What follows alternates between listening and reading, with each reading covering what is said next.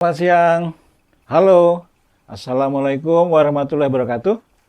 Saya Eko Cipto Juwono, host dari jurusan Rubar yang hari ini tayangan perdana yang membahas tentang keilmuan dari program-program studi yang ada di Politeknik NSI Surabaya. Di Politeknik NSI Surabaya kita ada 6 program studi. Yang pertama adalah Diploma 4 Manajemen Pemasaran Internasional. Yang kedua, Diploma 4 Pengelolaan Perhotelan. Yang ketiga, Diploma 3 Administrasi Bisnis. Diploma 3 Akuntansi. Diploma 3 Teknologi Komputer, dan yang keenam adalah Diploma 3 Perhotelan. Hari ini kita akan membahas tentang dunia malam pendidikan. Nah, kita sudah kedatangan tamu, yaitu Mbak Ella. Selamat datang, Mbak Ella. Ya, Pak. Gimana kabarnya? Alhamdulillah baik. Ya. Nah, Mbak Ella ini adalah mahasiswa program studi administrasi bisnis yang mengikuti kuliah pada malam hari. Jadi judul tentang dunia malam pendidikan bukan judul tentang kegiatan malam atau seperti aktivitas malam ya, seperti yang kita bayangkan, tetapi bagaimana suka duka kalau kita menempuh pendidikan atau kuliah pada malam hari. Nah, ini kita akan sharing ya dengan Mbak Ella, karena Mbak Ella sudah menjalani proses kuliah di malam hari. Kenapa kuliah di malam hari? Mbak Ella ini sambil bekerja di pagi hari. Kira-kira begitu ya, Mbak Ella. Nah, kita coba diskusi ya dengan Mbak Ella. Gimana menurut Mbak Ella pada waktu kuliah malam hari itu enak nggak? Enak sih, Pak. Nah, Soalnya lebih fleksibel, nggak ganggu waktu kerja. Kenapa memutuskan untuk kuliah di malam hari? Apakah tidak capek dan sebagainya gitu? Ya, kalau capek sih emang capek banget. Terus konsentrasi juga terganggu pastinya. Oke. Gagal fokus. Tapi ya tetap enak aja, soalnya fleksibel. Oh, fleksibel. Terus menurut Mbak Ella, program kuliah malam itu bisa membantu enggak bagi orang-orang yang lain yang mungkin sekarang sedang bekerja, terus ingin meningkatkan pendidikan? Kira-kira apa semua bisa melakukan itu, bekerja sambil kuliah malam hari gitu? Ya, kalau kerjanya tanpa shift, ya bisa. Kan biasanya kalau shift pagi, shift malam, kan nggak semua orang bisa ambil kuliah malam, kan biasanya seling-seling. Ya. Kalau shift malam kan bisa ikut kuliah pagi kan? Ya. Iya. Kalau di Politeknik NSC ada yang punya kerja shift. Ya. Kalau shift pagi kuliahnya malam, tapi kalau shift malam kuliahnya pagi. Ya, dosen yang ngajar sama tuh bisa. Jadi yang shift juga bisa. Kemudian pada waktu mengikuti kuliah malam, itu metode belajarnya gimana ya? Apa sama dengan yang kuliah pagi atau berbeda? Kayaknya lebih berbeda sih, tapi kurang signifikan juga. Soalnya kalau yang pagi kan biasanya volume mahasiswanya lebih banyak. Terus yang malam cuman kadang 5 orang, 3 orang, 2 orang. Oh gitu. Ya, jadi mungkin kalau yang malam lebih bisa fokus daripada yang pagi. kalau interaksi dengan dosen kalau mahasiswa sedikit enak nggak? Enak. Enak ya? Jadi lebih masuk kayak les privat. Oh gitu. Tapi nggak sepi kan kalau sedikit? Enggak. Enggak ya? Oh, ya. Alhamdulillah enggak. Terus kalau misalnya orang kuliah gitu ya, kuliah malam, kira-kira apa semua orang mampu ya ikut kuliah malam? Kalau pagi kerja, terus malam dari tempat kerja harus ke kampus kuliah. Apakah semua orang sanggup melakukan itu kira-kira? Tergantung pribadi masing-masing dan stamina-nya masing-masing. Oh ya? Iya. Oh ya. Berarti Mbak Ella ini staminanya bagus ya? Alhamdulillah jos. Iya, kemudian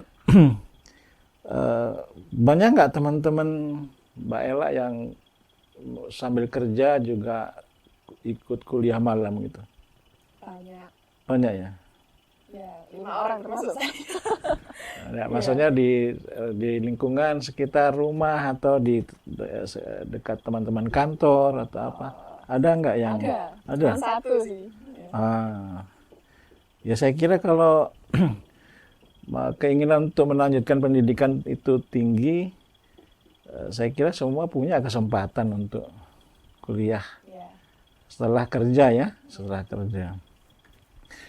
Kemudian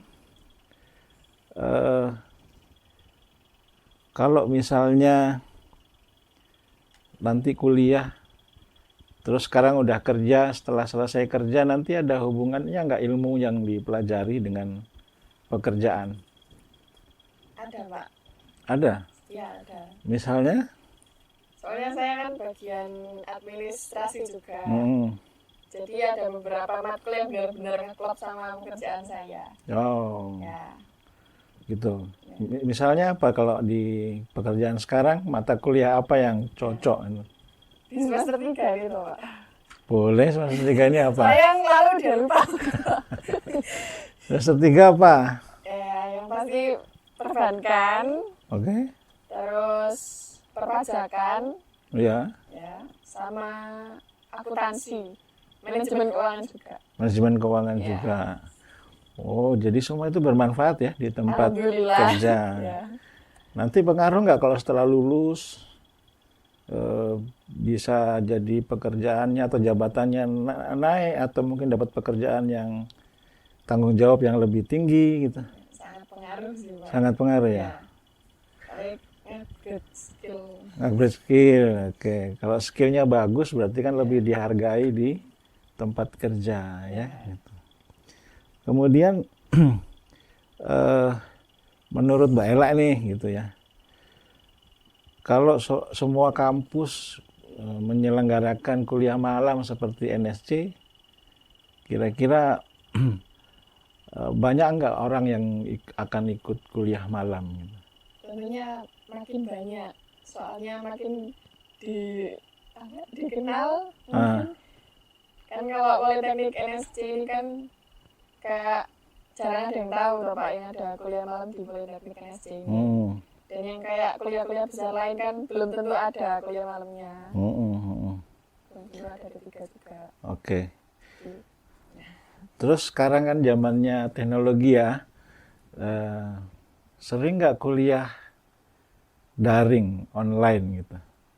Alhamdulillah sering juga. Alhamdulillah sering. Gimana perbedaannya kalau kuliah online dengan kuliah di kelas gitu? Ya, kalau di online mungkin lebih fleksibel, soalnya bisa di mana saja dan mungkin sambil tiduran, sambil makan, kan nggak apa-apa. Oh gitu ya? Tapi ya minusnya agak kurang masuk. Oh lebih enak kalau Lebih enak kalau offline. Ketemu dosen. Jadi lebih. Oke. Nah, Mbak Ella lebih suka mana jadinya? Yang offline ya berarti ya? Ya, lebih suka offline. Tapi lebih capek kan offline? Ya, tapi minimal masuk. Oke. Ya.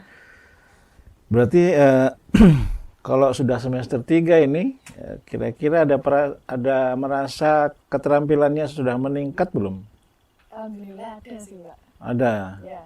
Bagus. Kalau kalau merasakan ada berarti bagus. Iya, ada manfaatnya. Nggak sia-sia kan mengorbankan waktu tenaga untuk kuliah malam setelah pagi kerja gitu. Jadi bayar kuliahnya bayar sendiri. Itu sih Pak, Ikut ya.